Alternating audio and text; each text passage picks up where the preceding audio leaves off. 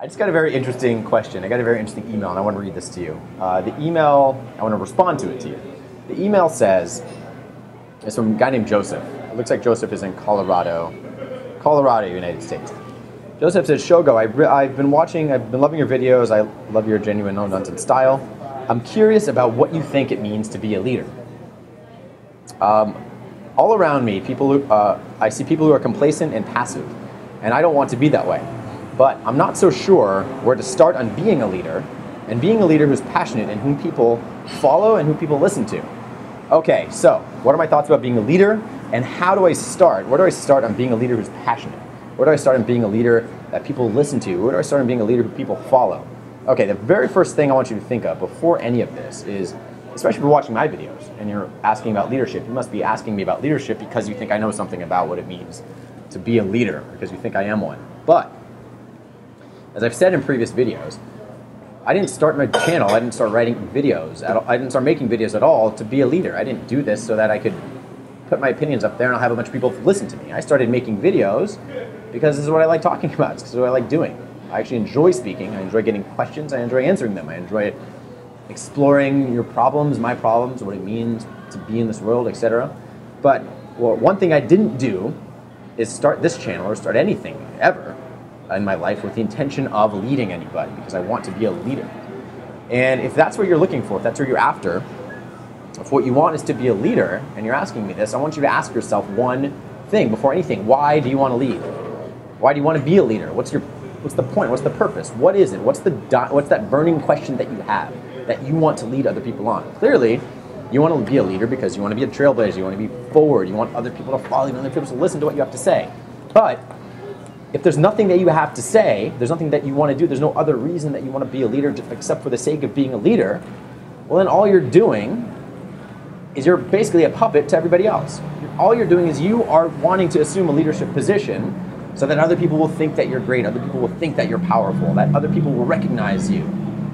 But why? Why is it that you want to be a leader? Because if that's your only motivation is to be a leader for the sake of being a leader, you're no leader at all. You're just another fucking follower, because all you're doing is trying to get into a leadership position because other people will think a certain way of you. So what is it? Why is it that you want to be a leader? What does it really come down to? Do you want to be recognized because your dad didn't recognize you enough when you were a kid? Do you want other people to look up to you? Do you want other people to think you're charming and charismatic because not enough girls think you are right now? Ask yourself that question. What is it that is driving you? Or is there something deeper? Is there something more? Is there really something that you have to say? Is there something that you think you can do that's going to make a difference in this world? And when you find that thing, that's got nothing to do at all with yourself. It's got nothing to do at all with your self-image. The answer will come to you, because then you'll be able to start stepping into that leadership position without even asking yourself on how to become a leader in the first place. So I just finished, to give you an example, but I just came out with a great audio program with six other coaches, 6 friends of mine, 6 men who I consider to be leaders without really stepping into that leadership position. Check it out. I'm going to put a link to it at the end of this video. It's called Imaginary Men. I think you're really going to love it. And what it is, it's a conversation with 6 men, ages 22 to, how old is Steve? 45. 22 to 45. And you'll see that in the process of creating this audio program, we sit around and we talk and we discuss our feelings about this world, what our place is in this world. We discuss sex, we discuss women, we discuss manhood, masculinity, all sorts of stuff, all the cool, fun, exciting, juicy stuff. And you'll see that in the creation of this program, there isn't one person in it who's trying to dominate anybody else. There isn't one person in it who's trying to step into the limelight, trying to say, hey guys, follow me, I am the one who knows, I'm the one who's in control. Because all of us in the program, the one thing that we all realize is that nobody is in control. Nobody's in control of any of this. It's just happening. This isn't personal development. This isn't self-help. This is 6 guys getting really raw, really vulnerable, sitting down and talking about all the things that they struggle with. We talk about our most embarrassing moments. I talk about some things I've never shared before with anybody else.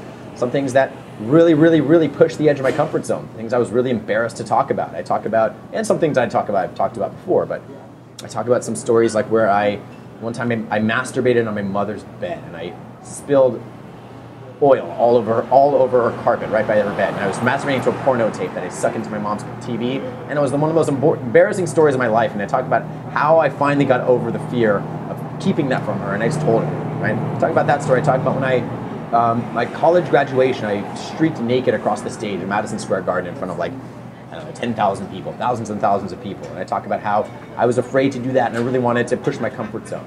I talk about my first sexual experience. I talk about some recent sexual experiences, my deepest relationships, some of my most meaningful connections with women, some of my thoughts about the world, some of my own struggles, a lot of things that I go through. I talk about social anxiety. In fact, we have a bonus program. I have a bonus program that I did with my friends Freddie Fairhair, you might know from YouTube, and Luke, Gold Jacket Luke. And we come together and we created it's a virtual coaching program. If you have social anxiety, and we go through all of our social anxiety and our fears and all that stuff, and I run all three of us through a coaching exercise that is a pretty regular part of my regimen that I do with coaching anyway. But check it out. So Friday, Steve Polina messaged us after being inspired at a conference he spoke at, and basically asked us if we wanted to do a product with him. We're going to do a very transparent, kind of out of our comfort zone product where we talk about our own challenges and sticking points and kind of coaching each other in a deep conversation with wine.